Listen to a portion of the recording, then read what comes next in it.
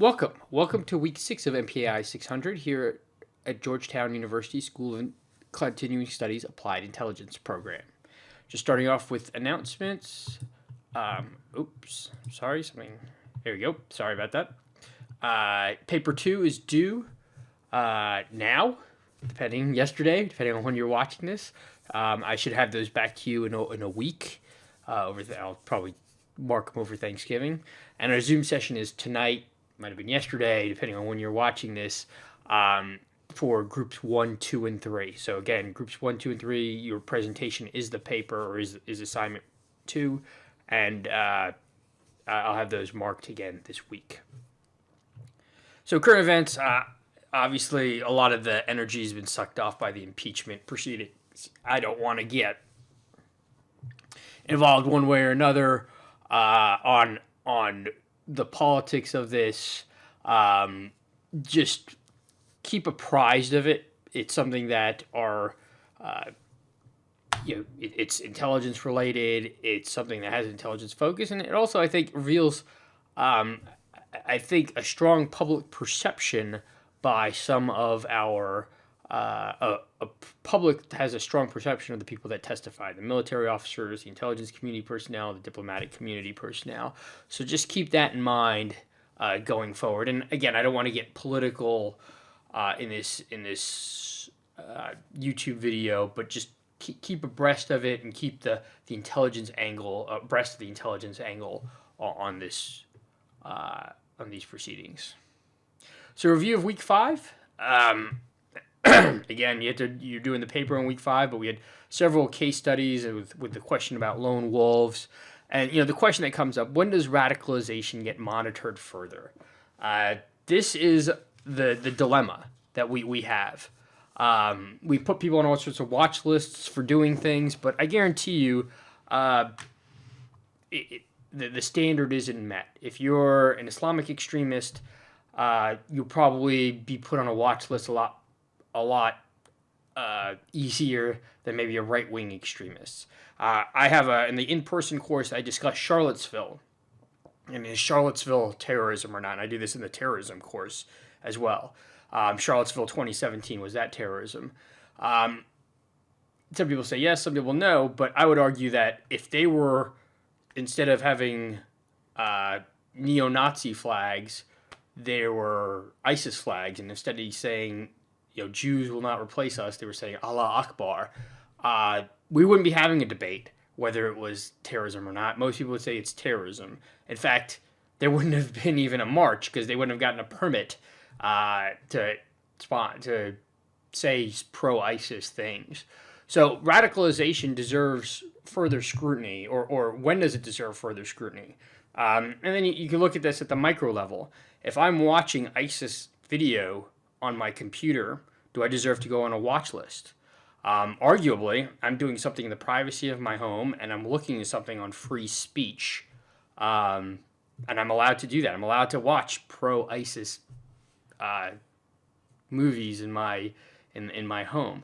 What happens if I like a ISIS-related Facebook or Twitter page? Now have I crossed a threshold?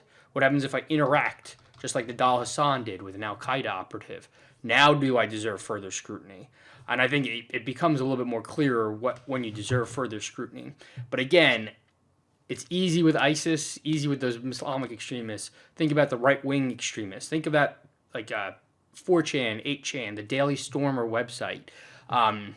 Thousands, hundreds of thousands, in fact, millions of Americans go on those websites and comment on those websites and comment in the chat rooms of those or the forums of those websites. It's a free country, and they deserve.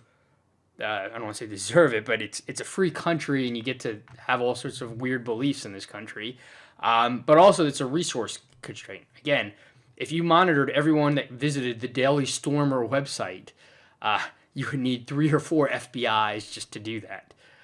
So that's the question. When does radicalization get monitored further? What do we do for people on the radar? When one of these lone wolf attacks happen, whether it was Nidal Hassan, whether it was some of the right-wing extremists, some of these mass shootings, people say, oh, we knew about him. You know, the Orlando shooter, we knew about him. The Boston Marathon bomber, we knew about him. They were on the radar of law enforcement.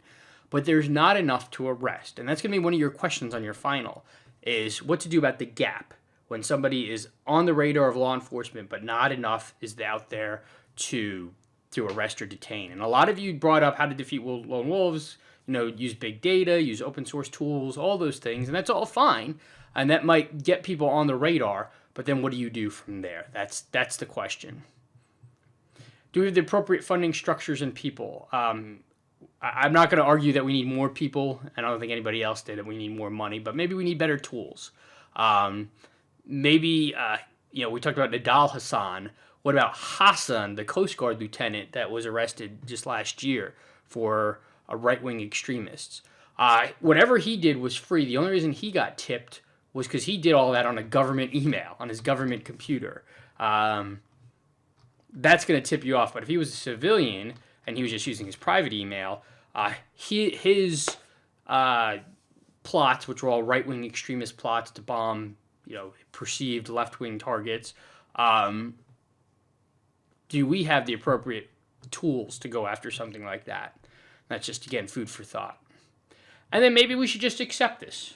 In a free society that values, at least a good portion of our country values the right to bear arms and to purchase weapons, should we just accept that we'll have school shootings, we'll have lone wolf attacks, whether it's right-wing extremists or Islamic extremists? And that's just the price for living in a free society that doesn't believe in gun control, or at least doesn't vote that way. Should we just accept that? I'll let you decide on that, but that might just be the cost of doing business. So preview of week 6, so we're jumping into the criminal intelligence section. Dr. Lemieux, who is our program director, he'll be giving the lectures. It's his area of expertise, and he'll be talking about CompStat, which is not a computer program. It's a method of accountability and data analysis that led to decreases in crime. And we'll ask what led to the decline in crime throughout the 90s, through the 80s, 90s, and today. Most people are too young to remember this, but New York City, downtown Washington, these used to be crime-infested areas. Now they're not. They've been gentrified. There's a massive decrease in crime, 3-4 times fold. And the question is why? Is it better policing? Is it the economy? Is it a civilizing factor? Is it demographics? What led to the decline? And then we'll also look at law enforcement technologies. We'll look at the Boston Marathon. Last week we looked at it from a intelligence viewpoint. This week we're going to look at it from a technological, investigatory, post-event analysis. And we're going to ask why these the technologies used to solve the Boston Marathon, can they be replicated to solve other crimes, not just these one-off high-profile crimes? So that's going to be your lecture for this week. If there's questions or issues, don't hesitate to ask. And I'm taping this before the Zoom session, so I will see you at the Zoom session.